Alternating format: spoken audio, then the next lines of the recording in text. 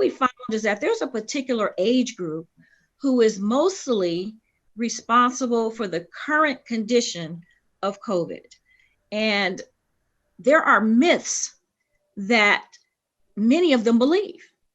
And so part of us doing this today is to help dispel some of the myths, to get some questions answered. And next up, you'll have Sistar Outspoken, who's going to speak on their behalf. Hello, everyone. First and foremost, it's such a pleasure to even be a part of this and to be contacted on something that is so important. I look forward to speaking on behalf of the youth because I am a person that actually has been active in the world during COVID. So I actually look forward to some of the information that you're going to be given today. And this piece that I have to give to you is that process and mindset of us that are still kind of out and about and living in this world. And maybe we're not taking it as serious as we should be. So I'm here for that information and to give you our thoughts. So kind of bear with me. And it's called We Have Questions.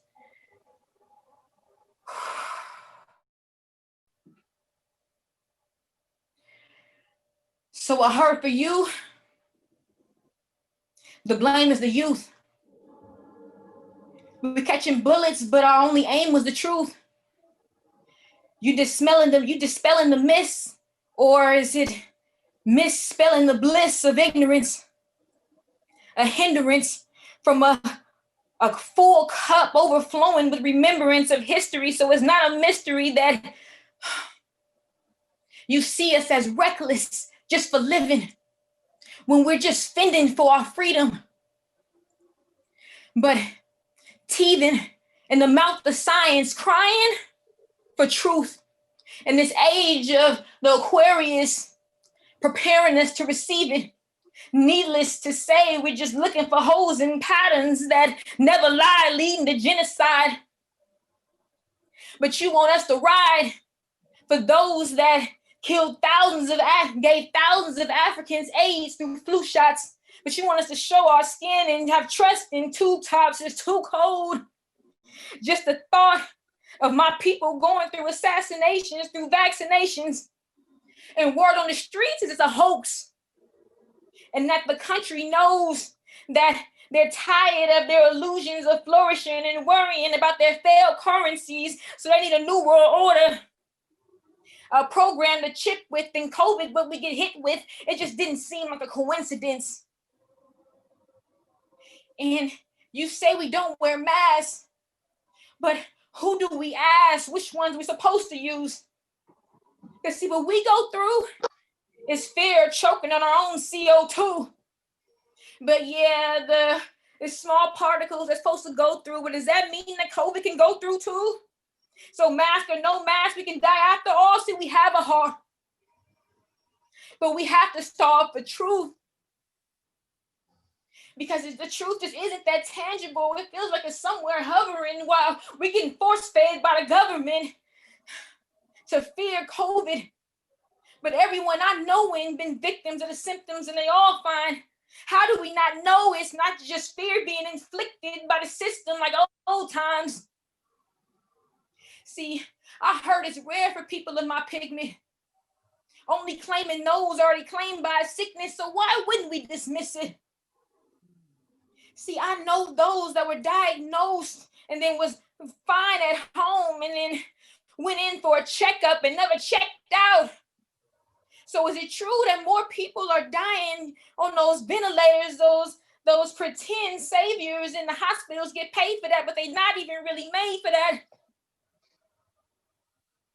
How do we cleanse this remembrance of moments like the Tuskegee experiment when we still ran by a system that runs from thoughts of holistic methods and healingness, but feeling it's okay to pump us with baby fetuses? See, it's too easy not to respect it. But we're smart and we want the information. We won't neglect it. I'm not here to attack. I just have questions. I'm just speaking from the youth and I just want the truth. I just want the truth. Wow. Wow. A lot went into that.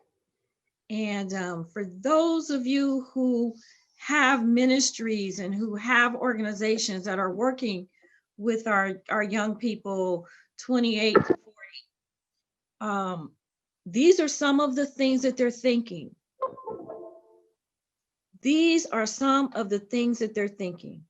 So it's really important that we take heed to the fact that not only are we having numbers that are increasing in the infections and the disease growing in our communities, but it's because people don't understand.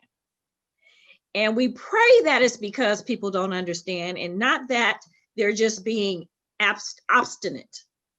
So we hope that that is the case as we go through and try to dispel some of the things that Jasmine, Sistar Outspoken, just articulated so very well for us. So let's just give her a silent little hand clap, and then we're going to go and ask her just a quick couple of questions. Jasmine.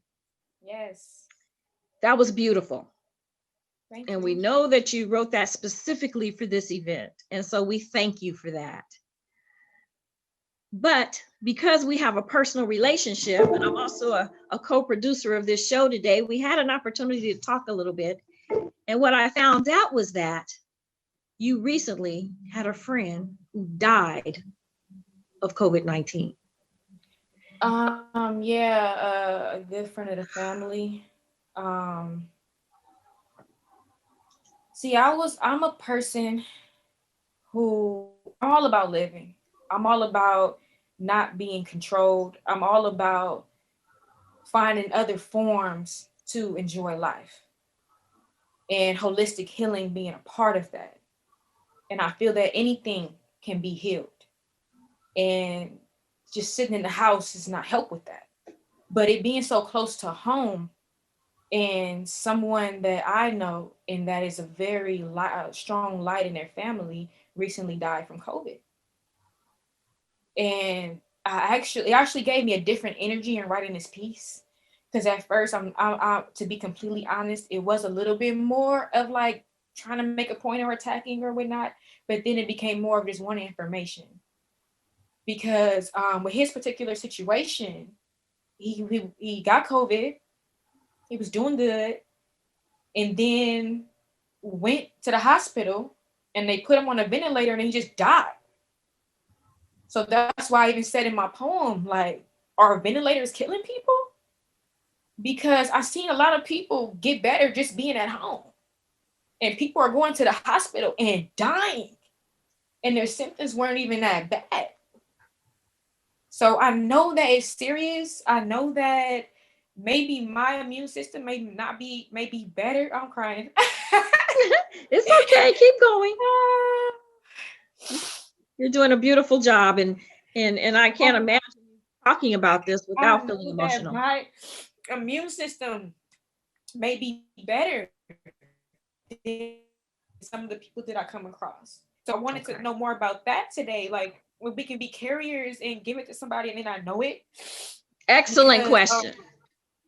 Because yeah, we do want to live our lives, but not at the stake, not at the risk of somebody else's. Because just because I know how to fight it, and I know all of these holistic healers and people that know how to do all of these things, doesn't mean the next person does. And I may carry it for a moment and it goes to them and they can't fight it. Mm-hmm. Well, Jasmine. Yeah. Okay, I'll stop. No, you're fantastic. I can appreciate your emotions, and you know I'm trying to hold back here. So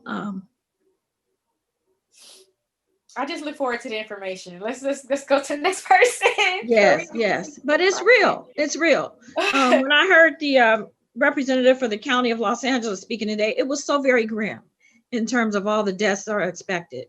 And so to have a person like yourself, and we also have a couple other fantastic young people that are on our program today, just to have you guys be a part of this and talk about, you know, you didn't believe it. And then now it's getting closer and closer. And so now you want to understand it. And so fantastic. Thank you so very much for being on our panel today.